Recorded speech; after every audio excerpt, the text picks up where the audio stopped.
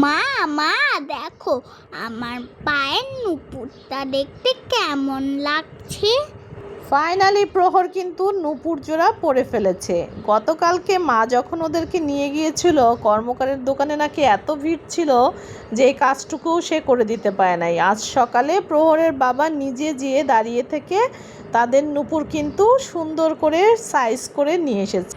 এদিকে সন্ধ্যা লাগতে না লাগতেই প্রহর কিন্তু তার দিদার ঠাকুর ঘরে বসে গেছে দিদার সাথে পূজা করতে। প্রতিদিন তারা যে কয়বার করে পূজা করে এটা বলা আসলে মুশকিল, গুনেও এটা শেষ করা যাবে না।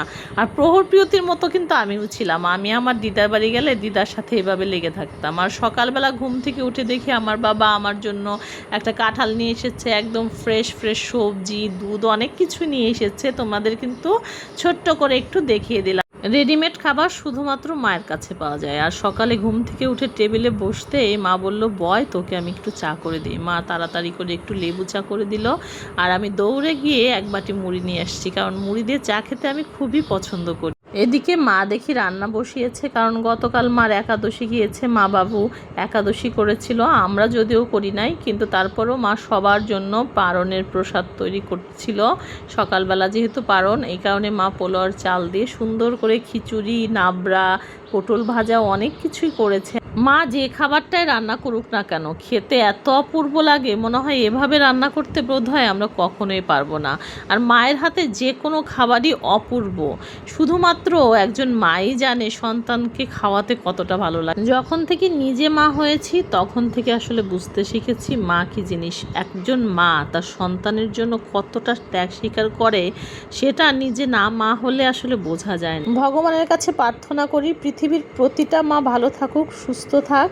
আর আমরা যারা সন্তানেরা আছি আমরা যেন সারাটা জীবন বাবা মার আদরে থাকতে পারি, এভাবেই দুধে ভাতে।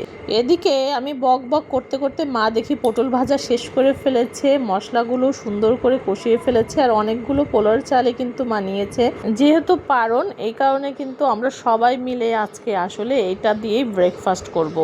আর মা রান্না করতে করতে আমার সাথে গল্প করছিল, আমি সেই সুযোগে একটু ভিডিও করে নিচ্ছিলাম, কারণ এগুলো ধারণ করে রাখতে আমি আগে থেকেই পছন্দ করতাম। আর এখন যেহেতু ব্লগিং করি এটা তো আমাকে করতেই হয়, সবসময় টুকটাক টুকটাক করে ভিডিও না করে রাখলে কিভাবে তোমাদের সাথে আসলে ব্লগ ভিডিও শেয়ার করব।